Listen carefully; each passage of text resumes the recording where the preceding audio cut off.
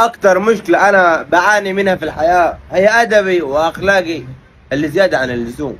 يعني انا كان نفسي اقعد في الزاوية دي، في الزاوية دي واصور ستوري وانا احتسي قهوتي والسيارة، تمام، وانزلها ستوري، وممكن اشغل اغنية لفيروز مثلا عليه. لكن انا للاسف لا بشرب سجاير ولا بشرب قهوة ولا بقرا كتب، بازل الستوري، بازل الستوري. طيب قلت يعني اقعد زي ما انا قاعد كده وامد رجلي على الطقطقه واصور ستوري برضه وعشان احط اغنيه فيروز. هتقعدوا تتنمروا على رجلي عشان اعرفكم انتوا صنفكم ردي. انا عندي شويه متابعين فيهم شويه زنين ومحترمين وفيهم شويه خنازير شغالين يتنمروا على خلق الله، والمحترمين راضيين يشظروا عارفش ليه. المهم يعني قلت افيدكم، ده البحر الابيض المتوسط. اه طبعا انتوا ما تعرفوش ليه تسمى البحر الابيض المتوسط. ليه؟ لانه ابيض نص ونص، مش ابيض قوي ويعني ابيض نص ونص. انا فكرت قلت طب ممكن يكون هو قصده متوسط الحجم، يعني مش كبير قوي ومش صغير قوي.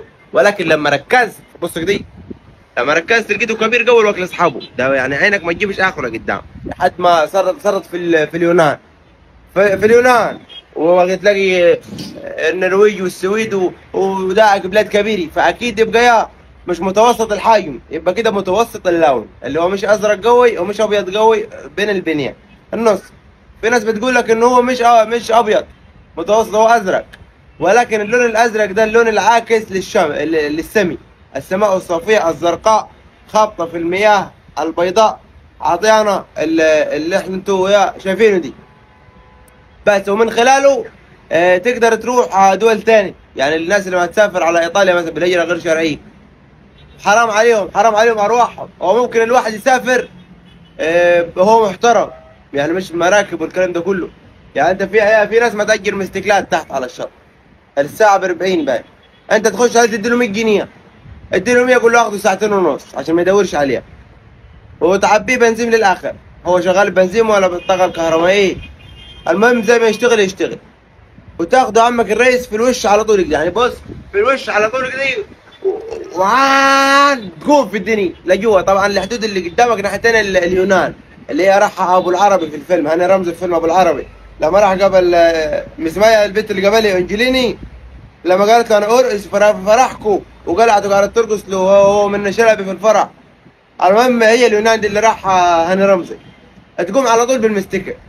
طبعا انت ان شاء الله مسافه 2 كيلو لقدام المستكه لا يشطب منك بنزين ولا تعرف ترجع ولا هتكون وصلت اليونان وتعتف على وشي لو انت نفعت. طبعا انا ما اهزر عشان بدل ما حد يروح ياخذ المستكل ويقوم في الدنيا ويقول لك ايه يا با خد سرق المستكل. انا بهزر، مش حد يروح ياخذ المستكل. حقاش لو اتنين مع بعض ماشي اكرتوا على طول، بدل ما تركب يخت شو ولنش كبير وتدفع مبلغ والقراصنه يضحكوا عليك، وممكن تعدي سفينه كبيره تروح دكماك في الطريق تغرق. اخطار كثيره ممكن تقابلها في الطريق، ولكن انا بدلك على الصح، انا بدلك على الصح.